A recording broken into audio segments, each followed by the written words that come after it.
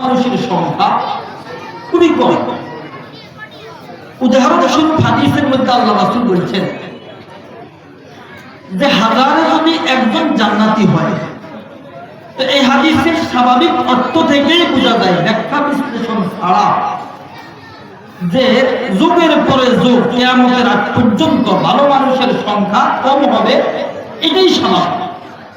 আপনাদের সমাজে, আপনাদের আশেপাশে যারা উঠা বসা করে, চলাফেরা করে, নামে আব্দুর রহমান, আব্দুল সাত্তার, আব্দুল্লাহ, আব্দুল করিম হলেও আসলে কি আখলাকগত ভাবে লেনদেন, মুআমালাত, মুআশারাত, শারীরিক বিবেচনাতে 100-এ মুসলমানিত্ব আছে এমন মানুষের সংখ্যা বেশি না কম?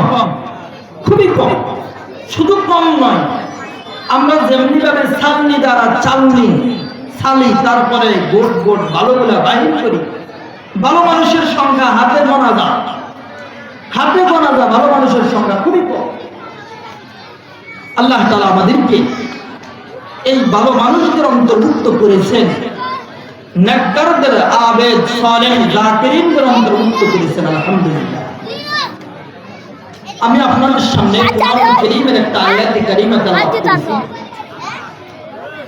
এই আয়াতে কারীমা অবতীর্ণ হওয়ার শানে নুজুল হলো, কোন আয়াত যদি কোন বিশেষ প্রেক্ষাপটে নাযিল হয়, এটাকে আরবি ভাষাতে শানে নুজুল বলে।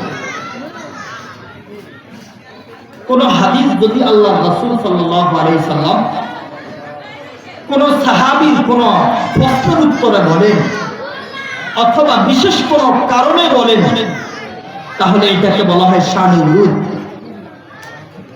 এই আয়াত কারীমা নাযিল হওয়ার প্রেক্ষাপট হলো আব্দুল্লাহ ইবনে সালাম রাদিয়াল্লাহু তাআলা আনহু ইহুদীদের বড় লিডার ছিলেন, বড় ধর্মগুরু ছিলেন। পরবর্তীতে আল্লাহ রাব্বুল আলামিনের দয়ার মেহেরবানিতে আল্লাহ রাসূলের দাওয়াতের কারণে তিনি মুসলমান হলেন।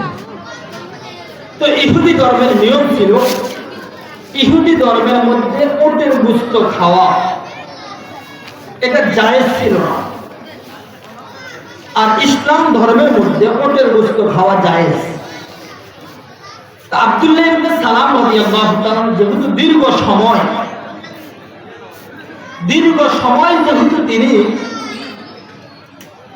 অন্য ধর্মে ছিলেন, এজন্য মুসলমান হওয়ার পরে স্বাভাবিকভাবে যেহেতু তিনি দীর্ঘ সময় উটের গোশত খান নাই, এজন্য তিনি উটের গোশত খাওয়াটা একটু তার কাছে কেমন কেমন মনে হলো।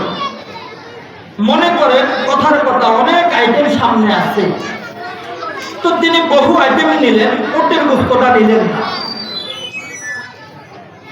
আল্লাহ রাব্বুল আলামিন এই যে তার অবস্থাটা দেখলেন, দেখার পরে আল্লাহ রাব্বুল আলামিন এই আয়াতে কারীমা নাযিল করলেন, ইয়া আইয়ুহাল্লাযীনা আমানু দুখুলু ফিস-সিলমি কাফা ওয়া লা তাত্তাবিউ খুতুওয়াতিশ শাইতান ইন্নাহু লাকুম আদুউম মুবিন। আল্লাহ রাব্বুল আলামিন বলেন, ইয়া আইয়ুহাল্লাযীনা আমানু দুখুলু ফিস-সিলমি কাফা, হে মুসলমানেরা, তোমরা পরিপূর্ণভাবে ইসলামের মধ্যে প্রবেশ করো, পরিপূর্ণভাবে ইসলামকে গ্রহণ করো। কোরআনুল কারীমের সূরা ফাতিহার বার বিসমিল্লাহ থেকে নিয়ে সূরা নাসের 3 পর্যন্ত পরিপূর্ণভাবে বিশ্বাস করা। এই কোরআনুল কারীম সমাজের জন্য যেমন পারিবারিক জীবন, সামাজিক জীবন, রাষ্ট্রীয় জীবন, আন্তর্জাতিক জীবন পর্যন্ত কোরআনকে গুরুত্ব দেওয়া, কোরআনের প্রতিটা হরফের উপরে, আয়াতের উপরে, বিধানের উপরে পরিপূর্ণভাবে বিশ্বাস স্থাপন করা। উদখুলু ফিস-সিলমি কাফা, পরিপূর্ণভাবে ইসলামের মধ্যে প্রবেশ করা, পরিপূর্ণভাবে ইসলামের বিধিবিধানগুলো মেনে চলো। ওয়ালা তাত্তাবিউ খুতুওয়াতিশ শাইতান, নামাজ পড়তে গেলে শয়তান বাধা দিবে, রোজা রাখতে গেলে শয়তান বাধা দিবে, যাকাত দিতে গেলে শয়তান বাধা দিবে, হজ করতে গেলে শয়তান বাধা দিবে, দান খয়রাত করতে গেলে শয়তান বাধা দিবে, নামাজ পড়তে গেলে শয়তান সময়ের কথা বলবে, যাকাত দিতে গেলে সম্পদের কথা বলবে, হজ করতে গেলে সম্পদের কথা বলবে, দান সৎকার করতে গেলে শয়তান মালের অভাব দেখাবে, বিভিন্ন ভাবে শয়তান তোমাদেরকে ধোঁকা দিবে।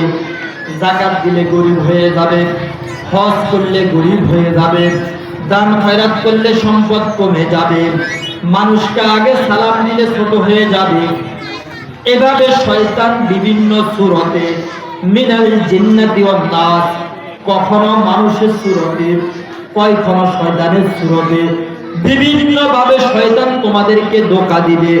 ওয়ালা তাত্তাবিউ খুতুওয়াতিশ শাইতান, তবে শয়তান ধোঁকা দিবে ঠিক আছে, তবে যারা আল্লাহর নেককার বান্দা তারা শয়তানের ধোঁকায় পা দিবে না। ওয়ালা তাত্তাবিউ